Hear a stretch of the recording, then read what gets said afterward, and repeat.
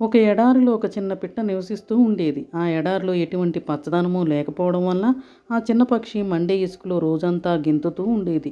ఒక రోజున ఒక దేవదూత భగవంతుని దగ్గరికి వెళుతూ త్రోవలో ఈ పిట్టను చూసి జాలిపడ్డాడు. ఆ దేవదూత ఆ పక్షి దగ్గరికి వెళ్ళి, ఓ చిన్న పక్షి, ఇంత మండే ఎడారిలో నువ్వేం చేస్తున్నావు?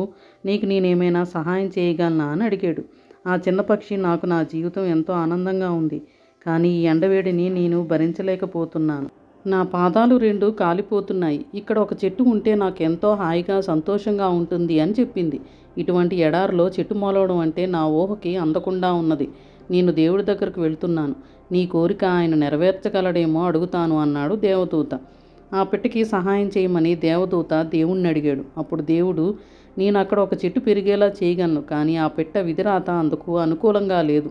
నేను విధిలిఖితాన్ని మార్చలేను, కానీ ఎండ నుంచి కాపాడడానికి నేను ఒక ఉపాయం చెప్తాను. ఒక సమయంలో ఒక కాలునే ఉపయోగించమని ఆ పక్షికి చెప్పు. అలా చేస్తే ఒక కాలు నేలపై ఉన్నప్పుడు మరో కాలికి కొంత సమయం విశ్రాంతి దొరికే అవకాశం లభిస్తుంది. అందువలన పక్షి గెంతేటప్పుడు ఒక కాలికి ఒక సమయంలో ఒక కాలికి మాత్రమే ఎండవేడి తగులుతుంది. అలా చేయడం వలన పక్షికి కొంత విశ్రాంతి, ఉపశమనం కలుగుతుంది. అంతేకాకుండా ఆ పక్షిని తన జీవితంలో జరిగిన కొన్ని మంచి మంచి సంఘటనలను, మంచి విషయాలను తలుచుకొని అవి లభించినందుకు దేవుడికి కృతజ్ఞతను తెలుపుకుంటూ ఉండమని చెప్పు అన్నాడు.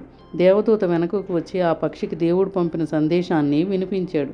పక్షికి దేవుడు చెప్పిన ఈ ఉపాయం చాలా నచ్చింది. తన కోసం శ్రమపడి దేవుడి నుంచి మంచి సందేశం తెచ్చినందుకు దేవదూతకి కృతజ్ఞతలు తెలిపింది.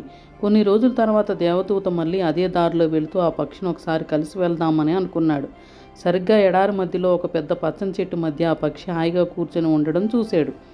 పక్షి సుఖంగా హాయిగా ఉండడం చూసి ఆ దేవదూతకి ఆనందం కలిగినా, ఆ పక్షి తలరాతలో చెట్టు లేనే లేదని దేవుడు చెప్పిన విషయం వల్ల అతనికి కొంత నిరుత్సాహం కలిగింది. దేవదూత మళ్ళీ దేవుడి దగ్గరికి వెళ్ళి ఆయనతో ఈ పక్షి గురించి తాను చూసిందంతా చెప్పాడు. దీనికి జవాబుగా దేవుడు ఆ దూతతో, నేను నీతో ఎప్పుడూ అబద్ధం చెప్పలేదు. పక్షి తలరాతలో చెట్టు రాసి పెట్టలేదు, కానీ నీవు తనకి నా సందేశం వినిపించిన తర్వాత నా సందేశాన్ని ఆ పక్షి ఆచరణలో పెట్టి తనకు జరిగిన మంచి కోసం భగవంతుడికి కృతజ్ఞతలు తెలుపుకుంటూ ఉంది. నిర్మలమైన హృదయంతో తనకు లభించిన ప్రతి విషయాన్ని గుర్తుకు తెచ్చుకొని దేవుడికి ధన్యవాదాలు తెలుపుకుంది. ఆ పక్షి చూపించిన కృతజ్ఞత పట్ల నేను దయతో కరిగిపోయాను. ఆ కృతజ్ఞత పక్షి తలరాతను మార్చేసింది అని అన్నాడు. నీతి: కృతజ్ఞత దయను సంపాదించి పెడుతుంది. మనందరం కూడా జీవితంలో మనకు లభించిన వాటినన్నిటికీ కృతజ్ఞతలు కలిగి ఉండి అవన్నీ మనకు అందించినందుకు దేవుడికి, ఈ విశ్వాసానికి మనందరం ధన్యవాదాలు తెలియజేసుకోవాలి. మనం భగవంతుని ఆశీస్సులను పొందే ప్రయత్నం చేయాలి. ఒక చిన్న కృతజ్ఞతాభావం మన జీవితంలో ఎంతో అనుగ్రహం తెచ్చిపెడుతుంది.